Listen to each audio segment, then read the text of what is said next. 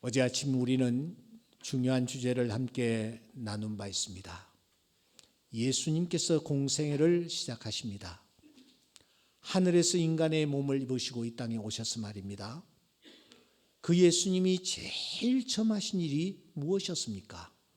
우리는 요한복음 2장에서 주님이 제일 처음 하신 일이 무엇이었는지를 확인했습니다.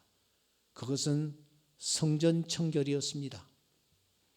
예수님께서 이제 모든 사역을 마치시고 하늘나라에 올라가시기 직전에 예수님께서 마지막으로 하신 사역이 무엇이었습니까?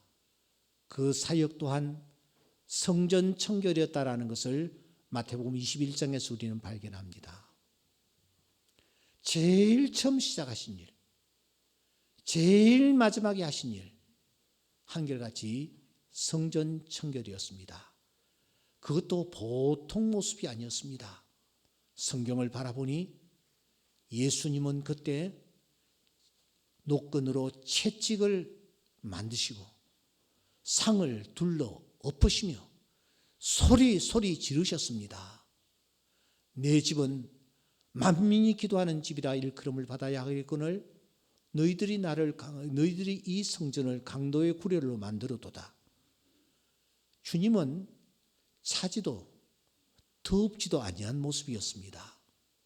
주님의 모습은 분노의 모습이셨습니다. 사랑하는 여러분, 여기에서 우리는 주님의 심정을 읽을 수 있어야 합니다. 왜냐하면 오늘 우리가 성전이기 때문입니다. 너희가 성전인 것과 하나님의 영이 너희 안에 거하시는 것을 알지 못하느냐? 성전인 우리 안에 들어오지 말아야 할 것이 들어와 있습니다. 쫓아내야 합니다. 그러면은 하나님의 성전인 우리 안에 우리가 쫓아내 버려야 할 것이 무엇입니까? 잠언서 6장 16절 이하에 보시면 하나님께서 미워하시는 것이 있다. 마음에 싫어하시는 것이 있다. 그것이 67가지다. 교만한 눈과 거짓된 혀와 무죄한 자의 피를 흘리는 손과 악한 계교를 꾀하는 마음과 빨리 악으로 달려가는 발과 거짓을 말하는 망령된 증인과 형제 사이를 이간하는 것이다. 이것이 하나님이 미워하시는 것입니다. 이것이 내 마음에 있다면 우리는 이것을 쫓아내어야 합니다. 요한계시록 22장 15절에 보시면 개들과 점술가들과 음행하는 자들과 살인자들과 우상숭배자들과 및 거짓말을 좋아하며 지어내는 자는 다 성 밖에 있으리라. 성전 안에 있는 이러한 것들을 주님께서 쫓아내셨습니다. 이러한 자들은 성 밖으로 다 내쫓김을 당할 것이라고 말씀합니다. 여러분, 쫓아내어야 될 것을 이번 주간에 과감하게 쫓아내는 우리 모두가 될 수 있기를 주의 이름으로 축원합니다. 그리고 그 빈자리에, 깨끗한 자리에 우리는 성령의 열매를 심어야 될 줄 믿습니다. 다 같이 읽겠습니다. 시작. 오직 성령의 열매는 사랑과 희락과 화평과 오래 참음과 자비와 양성과 충성과 온유와 절제니 이 같은 것을 금지할 법이 없느니라. 우리의 빈 마음에 성령의 열매를 가득 채울 때에 하나님께서 우리의 모습을 보시며 기뻐하실 줄 믿습니다. 우리가 이 고난주간을 보내고 있습니다. 이 고난주간에 놓칠 수 없는 장소가 있습니다. 바로 겟세마네 동산입니다. 왜냐하면 6월절 만찬을 마치신 예수님, 깊은 밤에도 불구하고 주님께서 이 겟세마네 동산을 찾으셨기 때문입니다. 조금 전에 만찬을 베푸실 때에는 분명히 12 제자와 함께 하셨습니다. 그 현장에는 가룟 유다까지 있었습니다. 그러나 이 겟셋마네 동산에는 12명의 제자들과 함께 들어가지 아니하셨습니다. 베드로와 야고보와 요한, 이 특별한 제자 셋만 데리고 이 동산에 들어가셨습니다. 이 겟셋마네 동산은 예루살렘 성전에서 바라볼 때에 동쪽에 위치한 산입니다. 아니, 그냥 남산의 한 골짜기라고 보면은 틀림이 없습니다. 그런데 예루살렘에서 이 동산에 들어가려고 하면은 필히 통과해야 할 골짜기가 하나 있습니다. 시내라고 하는 것이 더 정확하겠죠. 왜냐하면은 평소에는 바짝 말라 있었기 때문입니다. 그래서 골짜기라고 불리었습니다. 그 개울의 이름이 무엇입니까? 요한복음 18장 1절에 보면은 예수님께서 최후의 만찬 후에 제자들과 함께 기드론 시내 건너편으로 나가시니, 겟셋마네 동산을 소개하면서 항상 이 기드론 시내를 언급하는 것을 볼 수 있습니다. 이 기드론 시내는 신약에 한 번, 구약에 한 번, 이렇게 두 번 언급이 됩니다. 구약에는 어디에 언급되고 있습니까? 사무엘하 15장 23절에 보시면은 기드론 시내가 언급되고 있는 것을 볼 수 있습니다. 언제였습니까? 다윗 왕이 아들 압살롬의 반역으로 예루살렘 왕궁에서 쫓겨날 때에 그가 이 기드론 시내를 건넜다라고 우리에게 알려주고 있습니다. 그때에 많은 백성들이 다윗과 함께하면서 통곡하고 크게 울었던 것을 우리가 확인합니다. 온 땅 사람이 큰 소리로 울며 대성통곡하면서 이 기드론 시내를 지나갔다고 했습니다. 그래서 이 기드론 골짜기 그리고 겟셋마네 동산은 눈물과 깊은 관련을 가지고 있습니다. 그야말로 눈물 골짜기요 눈물 동산이라고 할 수가 있습니다.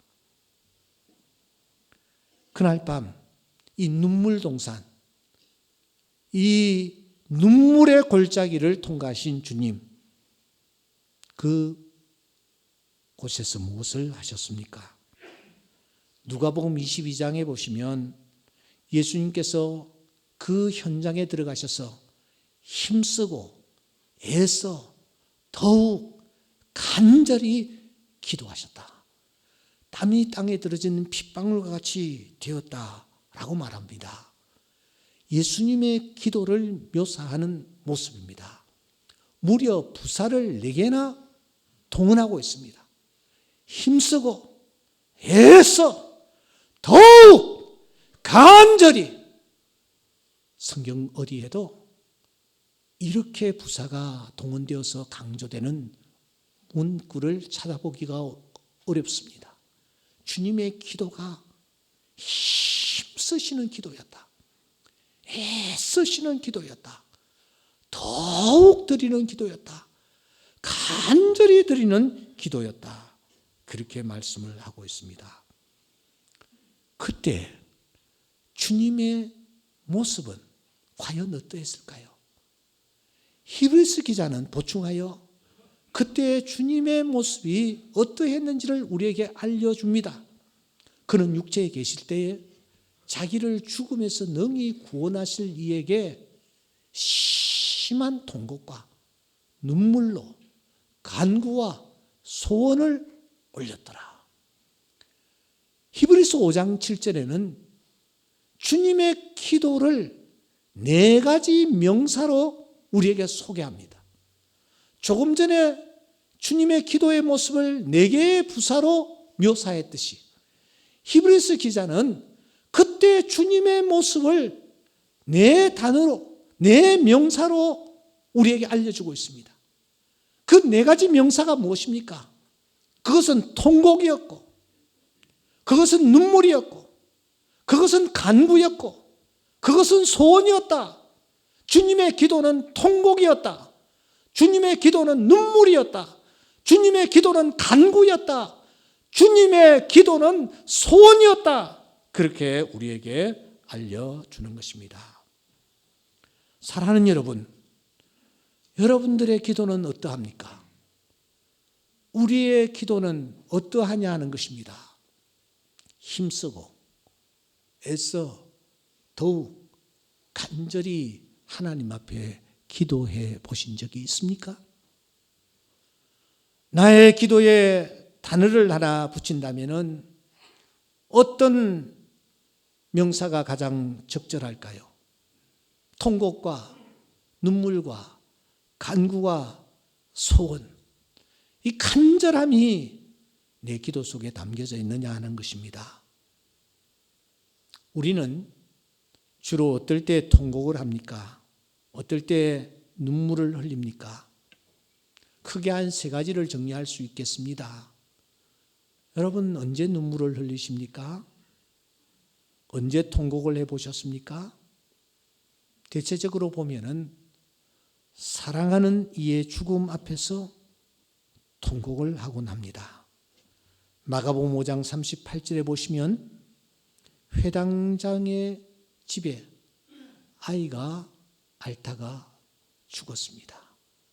그때에 그 사람들이 울며 심히 통곡을 하더라, 그렇게 말하고 있습니다. 아주 내가 누군가를 원망하는 일이 생겼을 때에도 통곡을 하나 봅니다. 민수기서 14장 1절에 보시면 12정탐꾼이 돌아와서 보고를 했을 때에 온 회중이 모세를 원망하며 밤새도록 통곡하는 현장을 우리는 확인할 수가 있습니다. 더 나아가 절망할 수밖에 없었을 때, 그때의 사람들은 통곡을 하나 봅니다.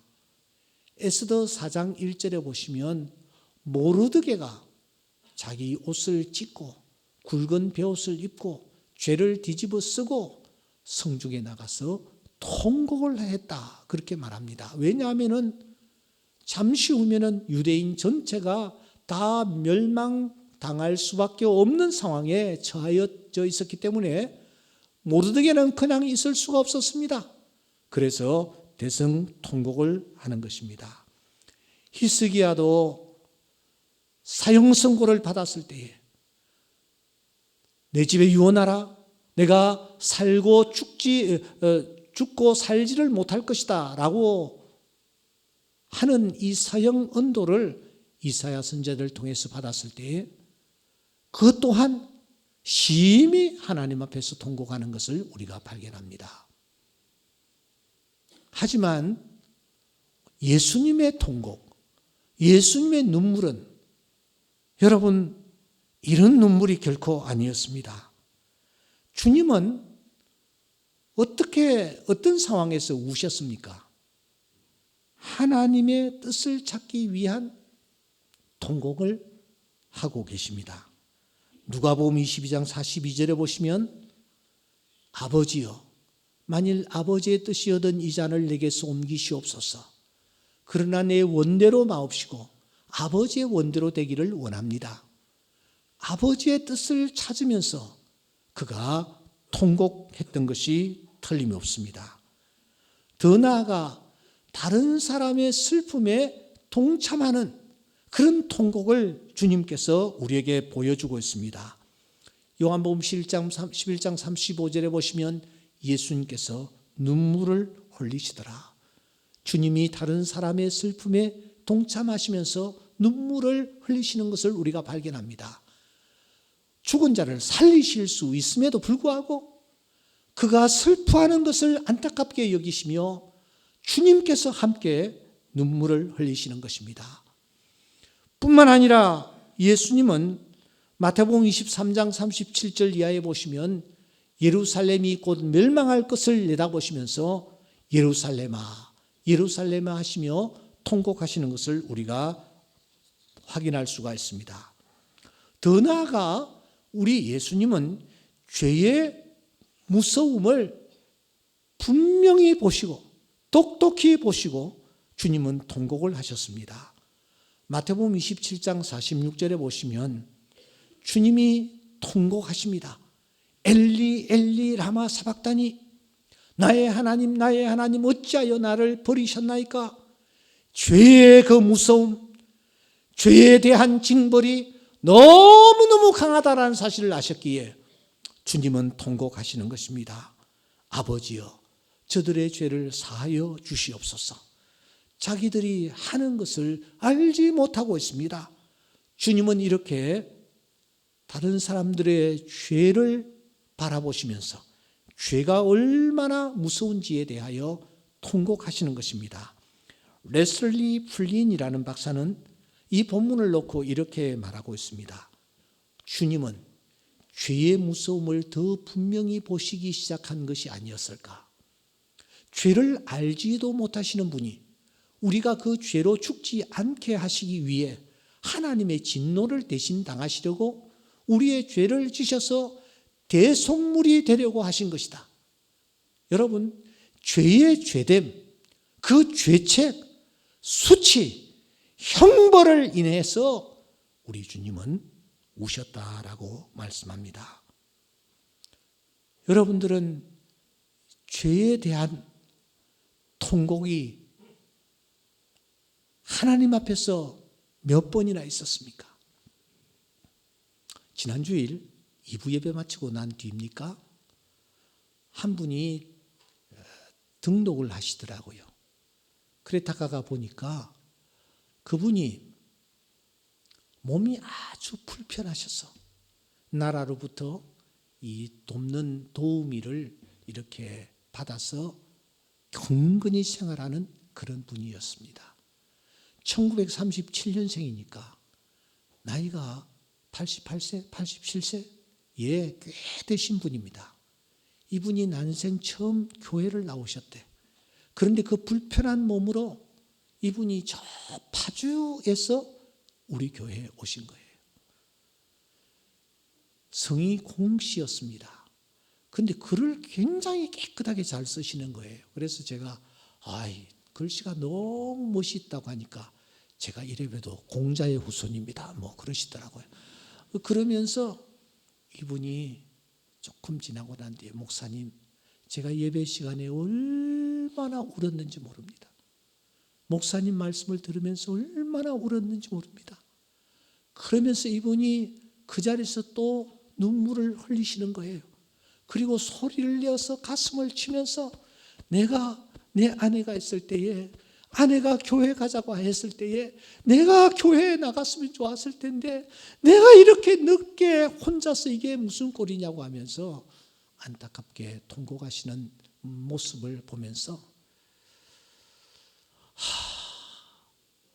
우리 교회에 오랜만에 통곡 소리가 들리는구나. 얼마나 감사한 일인가, 그런 생각을 했습니다. 주님이 무엇이라고 말씀하십니까? 애통하는 자는 복이 있나니 그들이 뭐요? 위로를 받을 것이며. 성경에는 통곡과 관련된 단어가 제가 찾아보니까 약 9개 정도 있어요. 그 중에서 통곡과 가장 비슷한 의미로 쓰이는 단어가 애통입니다. 주님이 무엇이라고 말씀합니까? 애통하는 자는 복이 있다, 그렇게 말씀합니다. 성경에 많은 역설들이 있지만 기독교의 가장 큰 역설은 저는 이 말씀이라고 생각합니다. 하나님 앞에서 그 심령을 비우면 반드시 그 사람에게 애통이 나타납니다. 통곡이 나타납니다. 우리가 여기 신앙생활을 오래 하신 분들은 옛날에 마룻바닥에서 예배를 드렸어요. 마룻바닥 곳곳에 눈물 흔적들이 있는 것을 우리는 발견했습니다. 하나님 전에 나오면 그저 눈물이었습니다. 감사해서 눈물이 흘렀습니다. 억울해서 울기도 했습니다. 자신의 죄를 자복하는 눈물이 곳곳에 배어 있었던 것을 발견합니다. 그런데 언젠가부터 우리에게 눈물이 사라져 버렸습니다. 주님이 통곡하셨는데도 불구하고 우리에게는 눈물이 메말라 버렸습니다. 이번 고난 주간에 애통하는 자는 복이 있나니 저희가 위로를 받을 것이미요 라는 말씀을 떠올리면서 우리 안에 눈물이 회복되어지는 귀한 기회가 될 수 있기를 주의 이름으로 축원합니다. 하나님 앞에서 우리가 한번 뜨겁게 눈물을 흘려보는 것입니다. 하나님의 뜻을 찾기 위한 눈물, 다른 사람의 슬픔에 동참하는 눈물, 죄의 무서움을 바라보면서 하나님 앞에 흘리는 눈물, 이 눈물이 우리 안에서 충만한 이번 기회가 될 수 있기를 소원합니다. 이 눈물 골짜기를 통과해 갈 때에 하나님께서 우리에게 은혜를 주십니다. 모자나 열매가 맺히고 웃음소리가 넘쳐나는 그런 복된 남은 생애가 되게 하여 주실 줄 믿습니다. 하나님이여 나에게 눈물을 허락하여 주시옵소서. 하나님의 뜻을 찾는 눈물이 있게 하여 주시옵소서. 다른 사람의 슬픔에 동참하는 눈물이 있게 하여 주시옵소서. 죄의 무서움을 똑똑히 바라보는 눈물이 오늘 나의 눈에서 흐르게 하여 주시옵소서. 이런 눈물을 달라고 주님 앞에 기도하는 오늘 이 아침 될 수 있기를 주의 이름으로 축원합니다.